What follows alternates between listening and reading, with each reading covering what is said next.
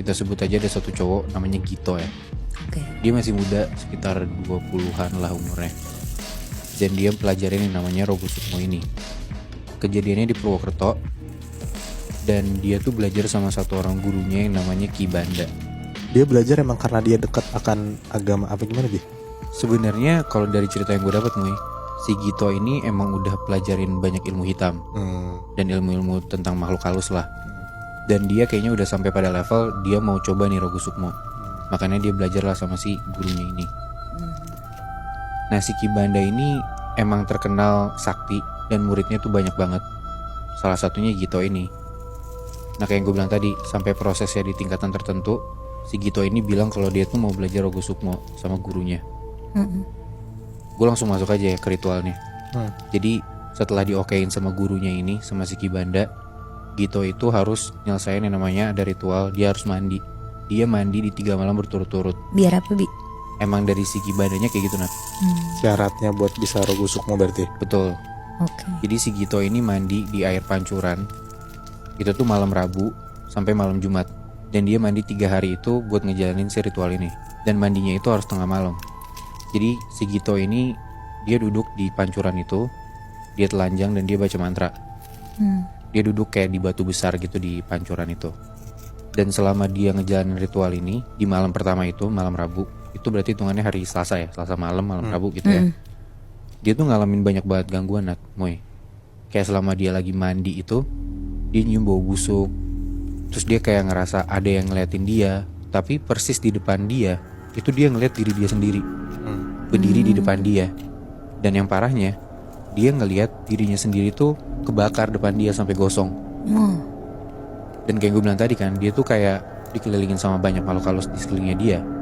Dan yang parahnya, di belakangnya dia, di belakang Gito, itu kayak dia digerayangin gitu sama satu makhluk yang warnanya tuh hitam, buluan, dan kukunya panjang banget. Sampai kukunya ini yang ngegerayangin badannya si Gito itu. Dan kukunya tuh ngebekas di badannya si Gito ini. Kayak ada bekas cakaran banyak gitu loh. Itu hari pertama Nat, Muy. Di hari kedua, Gito harus ngejalanin lagi kan si ritual mandi ini. Tapi dia gak mandi di tempat pertama, di tempat pancuran itu. Kali ini, dia mandi kembang di rumahnya dia.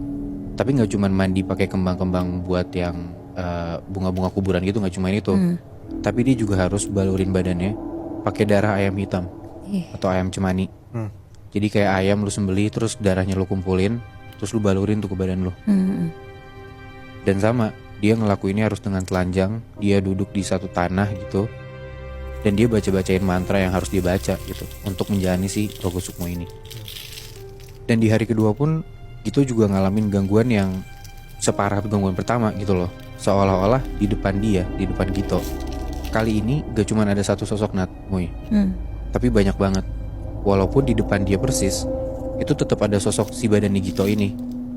Gito ngelihat di depan dia ada diri dia sendiri, berdiri, tapi gak kebakar. Kali ini tuh badannya dia meleleh pelan-pelan dari mukanya dia. Dan mukanya dia yang tadinya biasa aja, bola matanya tiba-tiba jatuh gara-gara meleleh. Giginya juga berjatuhan. Dan mukanya lama-lama abis meleleh gitu aja. Dan gak cuman badannya dia, di sekelilingnya Gito itu ada pocong yang tiduran kaku, ada juga kuntilanak, dan genderuwo banyak banget di sekelilingnya Gito ini. Dan Gito juga tetap digerangin dari belakang kayak gue bilang tadi. Ada kuku yang ngebekas di badannya dia gitu loh, bener-bener sekujur tubuhnya. Tapi kali ini untungnya lukanya tuh cepet banget hilang. Begitu pagi, lukanya tuh udah sembuh gitu aja. Nah di malam ketiga nih, malam terakhir dimana dia harus menjalani ritualnya, Gito tuh diminta sama si Ki Banda ini buat mandi air kembang lagi di rumahnya dia. Tapi kali ini bukan pakai air kembang biasa, dan dia nggak cuma pakai darah ayam doang. Kali ini airnya itu harus didapat dari tempat-tempat keramat. Jadi ada 7 tempat keramat buat dipakai mandi sama si Gito ini. Yang ngambilin airnya Gito juga. Gito juga, Muy. Dan kali ini Gito tuh diminta buat makan jantung dan hati ayam mentah. Dilakuin lah sama Gito demi dia bisa ngelakuin Rogosukmo ini kan. Setelah itu Gito duduk di satu tempat itu, dan Ki Banda tuh ninggalin dia. Dibilang Ki Banda bakal pulang. Dan di malam itu Ki Banda tuh bilang, setelah si Gito duduk di tempatnya dia itu dan dia mandi pakai air kembang ini, Kibanda bakal pulang ke rumahnya, dan Kibanda tuh minta buat Gito tuh nyamperin dia ke rumah, tapi pakai Rogo Sukmo. Jadi nyamperin Kibanda ke rumahnya, itu cuman rohnya si Gito doang, gak pakai badannya ditinggal, untuk membuktikan kalau ya lu udah berhasil Rogo Sukmo. Tapi dia emang udah bisa kayak gitu. Nah, si Kibanda memastikan buat ya lu harus bisa di malam itu juga, kalau enggak ya lu gak berhasil, ritualnya harus diulang lagi dari awal. Sebelum Kibanda pulang dia bilang yang penting Gito tuh harus fokus banget sampai bener-bener Rogo Sukmo tuh berhasil. Coba kamu lepas raga kamu, kalau kamu merasa udah bisa lepas, kamu samperin saya di rumah. Setelah itu Kibanda pulang ke rumah, dan Gito coba tuh buat konsentrasi di situ. Dia fokus, dan bener aja, di malam itu Gito tuh ngerasa badannya kayak terbang, Nat. Dia ngerasa dia bisa ngelihat badannya sendiri. Dia ngelihat badannya tuh duduk di atas tanah di rumahnya dia. Dan setelah itu langsung lah dia nyamperin Kibanda ke rumahnya. Oh berarti dia bisa kayak kontrol rohnya gitu ya? Iya benar. Jadi udah beneran berhasil. Dia beneran berhasil buat keluar dari badannya dia gitu loh, rohnya ini. Udah tuh si rohnya Gito ini pergi ke rumahnya si Kibanda. Dia datang dan ketemulah si Kibanda ini. Dan ya Kibanda dengan ilmunya yang udah tinggi udah pasti dong bisa ngelihat si Gito kan. Gito sampai ke rumahnya dan udah ketemu. Kibanda bilang ikutin saya. Akhirnya mereka keluarlah dari rumahnya Kibanda. Mereka keluar dan Gito tuh dibawa ke tempat-tempat tertentu. Kayak Gito tuh dibawa ke keluar, terus ke rumah siapa, ngeliat kayak bener-bener lu bisa gak sih kemana-mana pakai roh lo doang gitu, sedangkan raga lo ditinggal.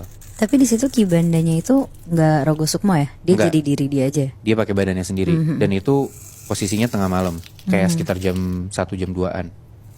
Nah, tapi intinya si Kibanda ini bilang, ini kamu saya tes bisa kemana aja, dan yang penting kamu harus balik ke badan kamu sebelum subuh.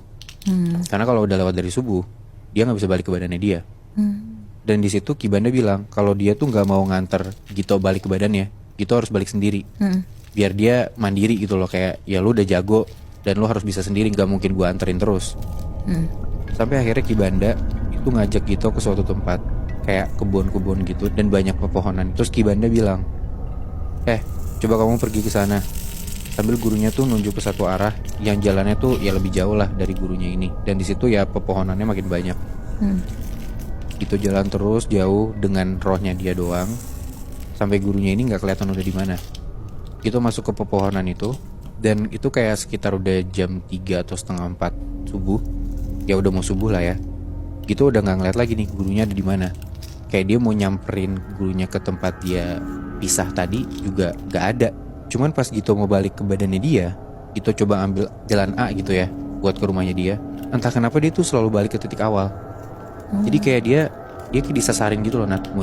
Titik awal tuh berarti di dalam hutan itu? Iya, di dalam pepohonan itu pun juga kayak dia ke tempat pas dia misah sama Kibanda itu balik ke sana lagi, dia kayak nggak bisa balik ke rumah gitu loh. Dengan rohnya dia. Dia coba cari jalan lain pun dengan berbagai cara bener-bener nggak bisa. Sampai dia coba berkali-kali akhirnya berhasil nih. Dia keluar dari pepohonan yang banyak itu. Kayak hutan kecil gitu loh, Nat. Dan udah mulai panik tuh gara-gara udah mau subuh kan.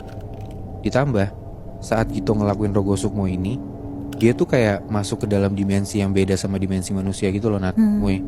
Jadi dia tuh bisa banget ngelihat makhluk atau hal-hal yang manusia tuh nggak bisa lihat.